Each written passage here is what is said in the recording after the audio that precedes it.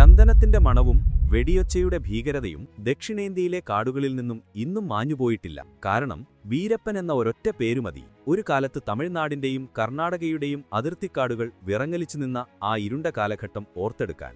ഇന്ന് നമ്മൾ സംസാരിക്കുന്നത് വെറുമൊരു കൊള്ളക്കാരനെക്കുറിച്ചല്ല, അധികാരികൾ പേടിച്ചു വിറച്ച, നീണ്ട മീശയ്ക്ക് താഴെ കൊടും ക്രൂരത ഒളിപ്പിച്ചുവെച്ച ഒരു വേട്ടക്കാരനെക്കുറിച്ചാണ്. തന്റെ വഴിയിൽ തടസ്സമായ 3 മാസം പ്രായമുള്ള സ്വന്തം കുഞ്ഞിനെപ്പോലും നിഷ്കരുണം കൊലപ്പെടുത്തിയവൻ, നിരവധി പോലീസുകാരെയും വനപാലകരെയും മൃഗീയമായി വകവരുത്തി അവരുടെ ചോരയിൽ കുളിച്ച് കാടിന്റെ രാജാവായി വാണവൻ, പട്ടാപ്പകൽ മന്ത്രിമാരെ തട്ടിക്കൊണ്ടുപോയി സർക്കാരിനെ വരെ മുട്ടുകുത്തിച്ചവൻ, ഇന്ത്യ കണ്ട ഏറ്റവും വലിയ ഭീകരമുഖം വീരപ്പൻ. വീരപ്പൻ ജനിച്ചത് 1952 ജനുവരി 18 ദക്ഷിണേന്ത്യയിലെ കർണാടക സംസ്ഥാനത്തെ ഗോപിനാഥം എന്ന ചെറിയ ഒരു ഗ്രാമത്തിലാണ്. വീരപ്പന്റെ അച്ഛൻ ഒരു ഇടയനായിരുന്നു. അദ്ദേഹം തന്റെ വളർത്തുമൃഗങ്ങളെ മേയ്ക്കാൻ പതിവായി കാട്ടിൽ പോകുമായിരുന്നു. ക്രമേണ വീരപ്പനും തന്റെ അച്ഛനോടൊപ്പം കാട്ടിൽ പോകാൻ തുടങ്ങി. അങ്ങനെ ആ കൊടും വനത്തിൽ വെച്ച് വീരപ്പൻ തന്റെ പിതാവിൽ നിന്ന് നായാട്ടിന്റെ ബാലപാഠങ്ങൾ പഠിക്കാൻ തുടങ്ങി. തുടക്കത്തിൽ വീരപ്പൻ ഇത് വിനോദത്തിനു വേണ്ടിയാണ് ചെയ്തിരുന്നത്. എന്നാൽ പതിയെ ഇത് അദ്ദേഹത്തിന് ഒരു ലഹരിയായി മാറി. കാടിന്റെ ഓരോ കോണുകളും അയാൾക്ക് സ്വന്തം വീട് പോലെ പരിചിതമായി. അതുപോലെ കാട്ടിലെ ഓരോ വഴികളും ഒളിച്ചിരിക്കാനുള്ള സ്ഥലങ്ങളും മൃഗങ്ങളുടെ സ്വഭാവങ്ങളും വീരപ്പന് നല്ല പരിചിതമായി മാറി. അല്പം വളർന്നപ്പോൾ അമ്മാവൻ സാൽവക്കൊപ്പം വീരപ്പൻ വേട്ടയ്ക്ക് പോകാൻ തുടങ്ങി. കേവലം 17 വയസ്സുള്ളപ്പോൾ മിക്ക ആളുകളും അവരുടെ കരിയറിനെക്കുറിച്ചോ പഠനത്തെക്കുറിച്ചോ ചിന്തിക്കുന്ന സമയത്ത് വീരപ്പൻ തന്റെ ജീവിതത്തിന്റെ ഗതി മാറ്റിയെഴുതുന്ന ഒരു ചുവടുവെപ്പ് നടത്തി. ഈ പ്രായത്തിൽ വീരപ്പൻ തന്റെ കൂട്ടുകാരുമായി ചേർന്ന് ആദ്യമായി ഒരു ആനയെ വേട്ടയാടി. ഈ വേട്ടയുടെ ലക്ഷ്യം ആനയുടെ വിലയേറിയ കൊമ്പുകൾ നിയമവിരുദ്ധമായി വിറ്റ് വലിയ ലാഭം നേടുക എന്നതായിരുന്നു. ഇവിടെ നിന്നാണ് വീരപ്പന്റെ ക്രിമിനൽ യാത്ര ആരംഭിക്കുന്നത്. വീരപ്പൻ വൻതോതിൽ ആനകളെ വേട്ടയാടാൻ തുടങ്ങിയപ്പോൾ ദക്ഷിണേന്ത്യൻ വനങ്ങളിൽ ആനകളുടെ എണ്ണത്തിൽ പെട്ടെന്ന് കുറവുണ്ടായി. തുടർന്ന് സംസ്ഥാന സർക്കാർ ആനക്കൊമ്പിന്റെ ഉൽപ്പന്നങ്ങളുടെ വിൽപ്പനയ്ക്കും കയറ്റുമതിക്കും നിരോധനമേർപ്പെടുത്തി. ഇതോടെ വീരപ്പന്റെ കച്ചവടം മന്ദഗതിയിലാവുകയും അദ്ദേഹം അവിടെ നിന്ന് ചന്ദനം കടത്താൻ ആരംഭിക്കുകയും ചെയ്തു. ദക്ഷിണേന്ത്യയിലെ വനങ്ങളിൽ ചന്ദനം വൻതോതിലുണ്ടായിരുന്നു. ഇത് വളരെ ഉയർന്ന വിലയ്ക്കാണ് വിറ്റിരുന്നത്. വീരപ്പൻ ഇത് മുതലെടുത്ത് വൻതോതിൽ ചന്ദനം നിയമവിരുദ്ധമായി മുറിച്ചു വിൽക്കാൻ തുടങ്ങി. വീരപ്പൻ വളരുന്നതിനനുസരിച്ച് കൂടുതൽ അപകടകാരിയായി മാറി. കാലക്രമേണ വീരപ്പന്റെ ഗ്യാങ് വലുതായിക്കൊണ്ടിരുന്നു. വീരപ്പന്റെ സംഘത്തിൽ 100-ലധികം അംഗങ്ങളുണ്ടായിരുന്നു. വീരപ്പന്റെ ഒരു പ്രശസ്തമായ മുദ്രാവാക്യമുണ്ടായിരുന്നു: ഒന്നുകിൽ എന്റെ കൂടെ നിൽക്കുക, അല്ലെങ്കിൽ എന്നിൽ നിന്ന് അകന്നു നിൽക്കുക. ഇത് അദ്ദേഹത്തെ തന്റെ കൂട്ടാളികൾക്കിടയിൽ പ്രിയങ്കരനാക്കി. വീരപ്പന്റെ മറ്റൊരു പ്രത്യേകത അദ്ദേഹത്തിന്റെ മീശയായിരുന്നു. വീരപ്പന്റെ മീശയും ആളുകൾക്കിടയിലെ സ്വാധീനവും കാരണം സംഘാംഗങ്ങൾ അദ്ദേഹത്തെ റോബിൻഹുഡ് എന്ന് വിളിച്ചിരുന്നു. 1980-90 കാലഘട്ടത്തിൽ വീരപ്പനെതിരെ പോലീസ് പലതവണ ഓപ്പറേഷനുകൾ നടത്തി.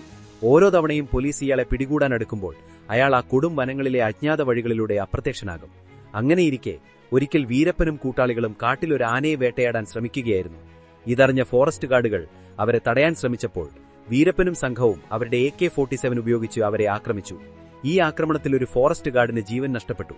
ഒരു പോലീസുകാരനെ വീരപ്പൻ കൊലപ്പെടുത്തുന്നത് ഇതാദ്യമായിട്ടായിരുന്നു. ഇവിടെ നിന്ന് വീരപ്പന്റെ കുറ്റകൃത്യങ്ങളുടെ ഗ്രാഫ് കുത്തനെ ഉയർന്നു. തുടർന്ന് ഈ കാലയളവിൽ നിരവധി വനപാലകർക്ക് അവരുടെ ജീവൻ വീരപ്പൻ കാരണം നഷ്ടമായി.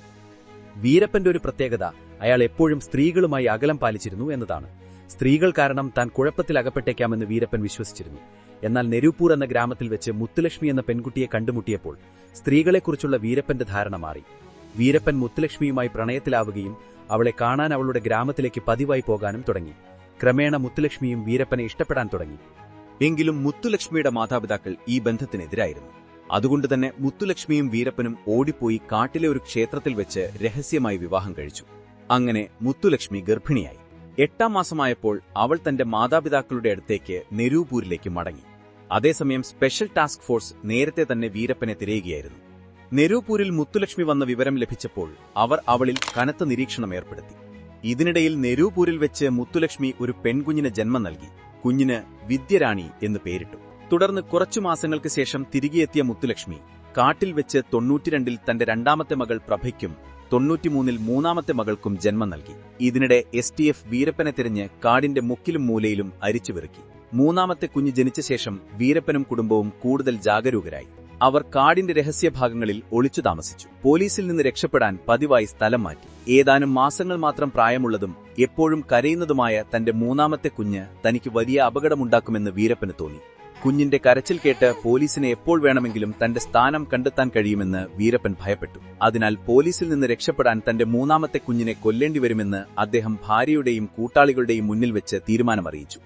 മുത്തുലക്ഷ്മിയെ പ്രസവമെടുത്ത സ്ത്രീയോട് വീരപ്പൻ ആ കുഞ്ഞിന് എരിക്കിന്റെ ഇലയുടെ പാല് കൊടുക്കാൻ ആവശ്യപ്പെട്ടു. ആ സ്ത്രീ വീരപ്പന്റെ വാക്കുകൾ അനുസരിച്ചു. എരിക്കിന്റെ പാൽ കുടിച്ചയുടൻ ആ നിഷ്കളങ്കയായ കുഞ്ഞ് ശ്വാസം മുട്ടി മരിച്ചു. വീരപ്പന്റെ ഭാര്യ മുത്തുലക്ഷ്മി തന്റെ കുഞ്ഞ് വേദനിച്ചു മരിക്കുന്നത് കണ്ട് അവിടെ വെച്ച് ബോധരഹിതയായി.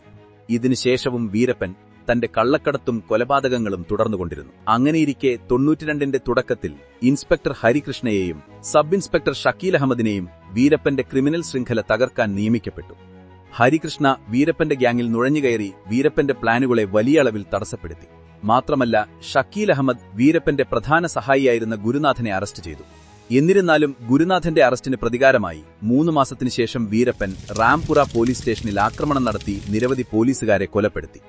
എന്നിട്ടും വൈരാഗ്യം മാറാത്ത വീരപ്പൻ ഇൻസ്പെക്ടർ ഹരികൃഷ്ണയെ കൊല്ലാൻ വളരെ റിസ്ക്കുള്ള ഒരു പദ്ധതി പ്ലാൻ ചെയ്തു.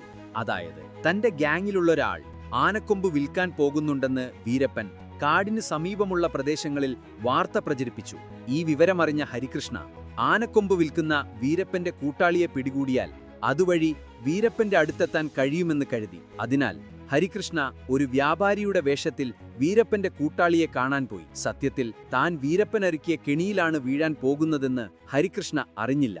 അയാൾ കാട്ടിലേക്കെത്തിയ ഉടൻ വീരപ്പൻ വഴി തടയുകയും ഹരികൃഷ്ണയെയും ഒപ്പമുണ്ടായിരുന്ന ഷക്കീൽ അഹമ്മദിനെയും മറ്റു പോലീസുകാരെയും കൊലപ്പെടുത്തുകയും ചെയ്തു. പിന്നീട് 93-ൽ വീരപ്പനെ പിടികൂടാൻ തമിഴ്നാട്, കർണാടക പോലീസുകൾ സംയുക്തമായി SP ഗോപാലകൃഷ്ണന്റെ നേതൃത്വത്തിൽ ഒരു വലിയ ഓപ്പറേഷൻ ആരംഭിച്ചു. തുടർന്നുള്ള ശക്തമായ നിരീക്ഷണം വീരപ്പന്റെ ചന്ദനക്കടത്തിന് തടസ്സമായി.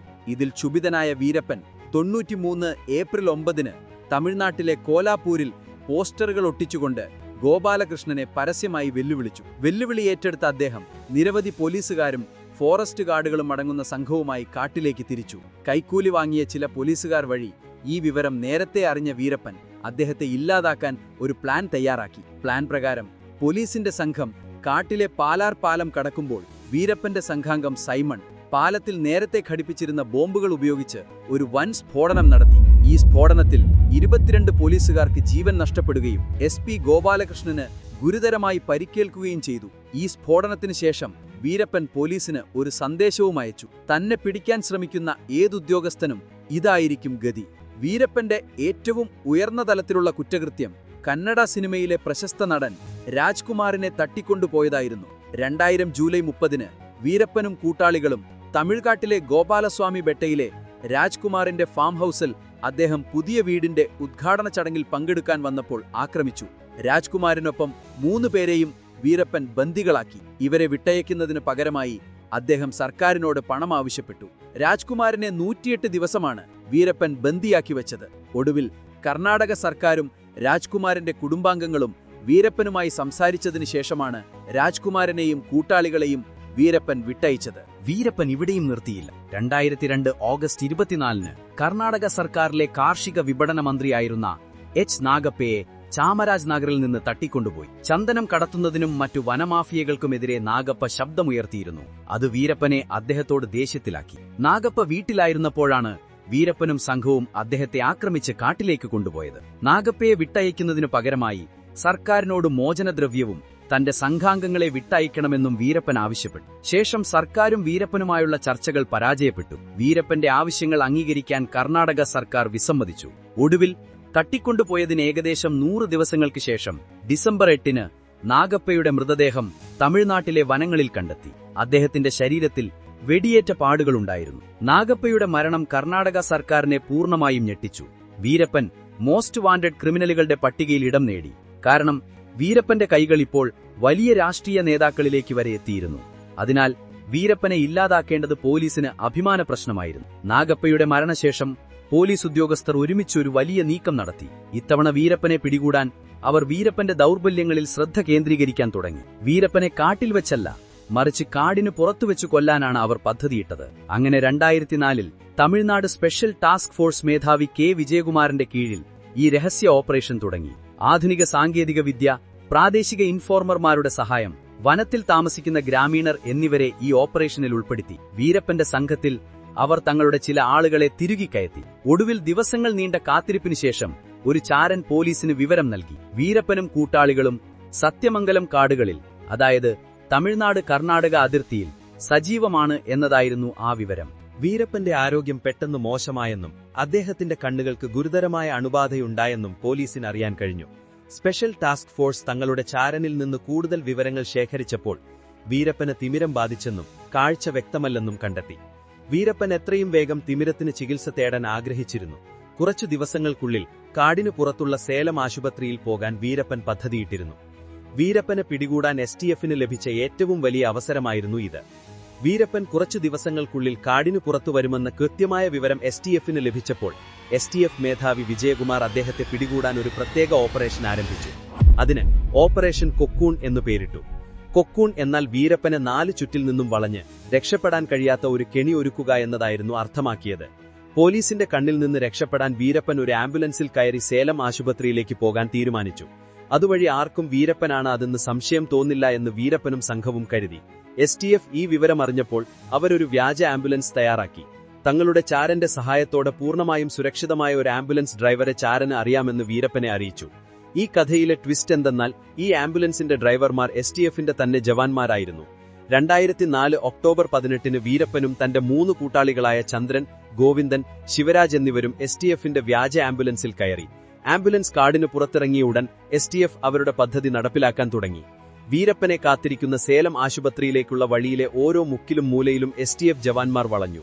എന്നാൽ ആംബുലൻസിനുള്ളിലിരുന്ന വീരപ്പനും കൂട്ടാളികളും തങ്ങളുടെ അന്ത്യയാത്ര ആരംഭിച്ചു കഴിഞ്ഞെന്നറിഞ്ഞില്ല. കാടിനു പുറത്തുള്ള പാപ്പാറപ്പട്ടി എന്ന സ്ഥലത്ത് STF വഴി തടഞ്ഞു നിർത്തി. STFന്റെ ചില ജവാന്മാർ അടുത്തുള്ള കെട്ടിടങ്ങളിലും നിലയുറപ്പിച്ചിരുന്നു.